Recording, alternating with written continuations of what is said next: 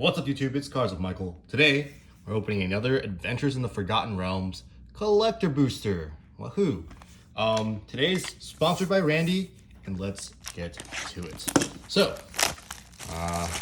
now have gotten a lot of feedback that the set secondary market isn't quite there, and I think it's one of those things I gotta think about and reflect that it's actually pretty crazy that when a set's boxes don't produce singles that have EV higher than the box price on release, that is a thing, that's like a problem. Because I think historically, foil ranger class, this is a bomb.com. Historically, that's always been the case. And so when it's, when we've had a few sets that have just done really well, it's actually pretty crazy. It is actually pretty crazy. Like we have now a built-in expectation that it's almost like we should earn money for buying sealed product, you know what I mean? So I find that kind of interesting, and I think that we're entering this space where, well, every set needs to be a knockout, or else there's going to be a lot of criticism, and that's kind of like a lot of pressure on Wizards. I will say that there are people, foil extended art true polymorph. There are a lot of people who do enjoy this set, but it's just like, it's all a matter of perspective. You know what I mean? It's a matter of perspective. Does the set perform in terms of funness factor, limited factor? Does the set perform in terms of giving some cards and shaking up some of the formats? Or does the set perform in terms of, making sure that when you buy some stuff, you don't feel like you go to Hose Town no matter what? Orcus, Prince of Undeath, foil rare there. Bag of Tricks is our extended art card from Commander set. Meteor Swarm, our extended art rare. And some nice showcase cards. Borderless Fire Dragon. Right? And of course, Adult Gold Dragon, borderless, and an Ochre Jelly. Right? Love the foiling on these showcase cards. You often find that for sets like this, what ends up happening is the call time effect. So cards that, well, maybe good, maybe not good, are going to kind of slowly dwindle in value as everyone who opens them goes like, oh, I could sell this. This is the actual value card. And then cards that maybe go a little unseen, under the radar, and then the moment someone puts them in, like maybe this card, for example, Guardian of Faith, moment puts them into a modern deck and then it performs well, well, finally that card will appreciate in value or get, bought up by speculators. And until then, it is very likely that the singles will kind of flounder. Asmodeus, the Archfiend. All right, hack number 4. That being said, cards like Tiamat are just going to have a lot of desirability. Any of the mythic dragons, honestly, they're just going to be desirable because some people are just going to collect them. That's an actual thing. Was there always a mana symbol like that? Didn't realize that. Okay, Circle of Dreams, the Druid. All right, nice. Share the Spoils. All right, there's our commander card.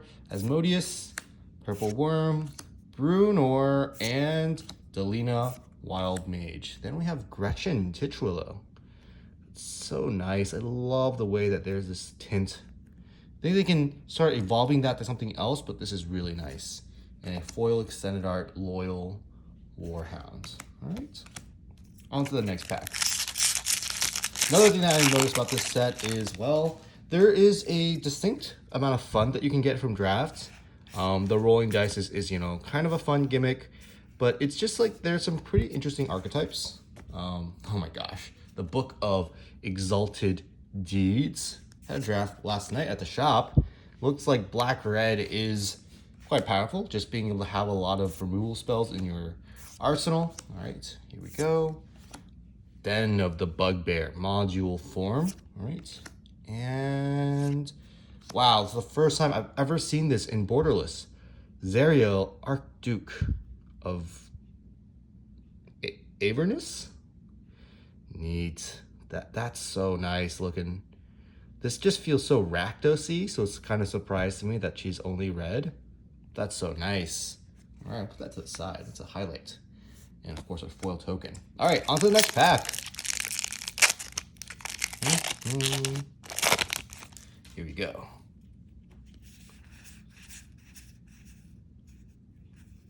Monk class is our foil rare. Song of Inspiration. Flame Skull, Standard Art Mythic. And Westgate region is our showcase. Really nice foiling on this Goblin Javelineer. And foil showcase Mind Flayer. Reminds me of that pirate from Pirates of the Caribbean, the captain. All right, here we go. UNT Malison, Grave Endeavor, okay, a UNT Sandwich, and the Jelly, Blink Dog, and Zorn. This is like some abstract art right here. This belongs in a museum. Seriously. Okay, on to the next. Here we go.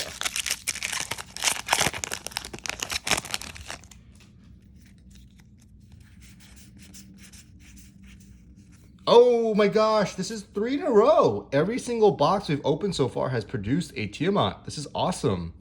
This is the foil Tiamat. I believe it's, I think it was sitting at $30 yesterday. Who knows what it is right now.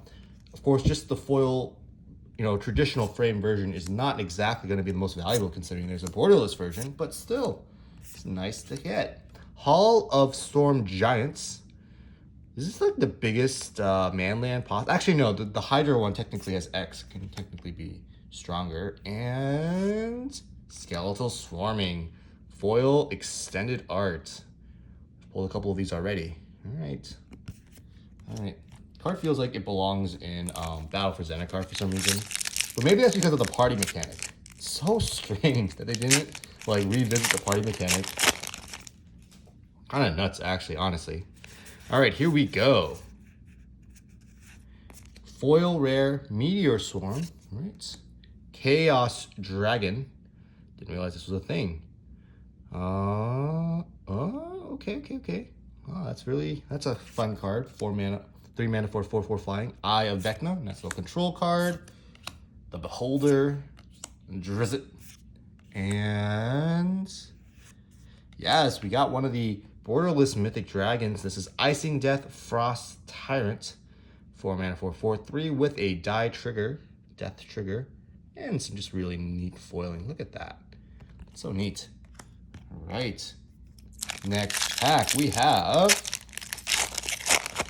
Here we go.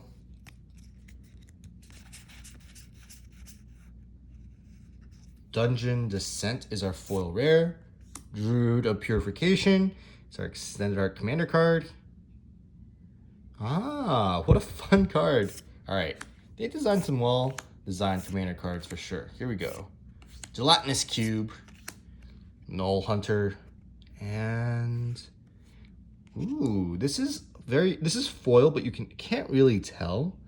It's kind of subtle, but we have our foil module Dungeon Descent. All right, neat. 2 more packs. Oh, I love this token, by the way. Look at this little fairy dragon. All right, that only Hearthstone had fairy dragons, but I guess missed out on the whole D&D world. Minion of the Mighty, Dragonborn Champion, the Book of Vile Darkness. It's Vecna himself, herself, itself. Mimic, white, Celestial Unicorn. Oh, that is such a cool style of foiling. And another white. A white sandwich. Gross. Just let you go there. Let you go there. Let you go there. All right, here we go. Last pack. We already got the Tiamat. Now we're just hoping for a borderless Tiamat. All right, here we go. Guardian of Faith, okay. Do think this is going to do well. Foil. Radiant Solar. All right. You can just discard this from your hand to venture in dungeon and gain 3 life. Interesting. I didn't even realize. Grazilex. Here we go. Ah, we got the old Gnawbone. All right. This is one of the better hits in the set, so happy to see that. And a foil borderless green dragon, which honestly looks kind of just as epic as this old Gnawbone. Of course, the rarity and the value are completely different.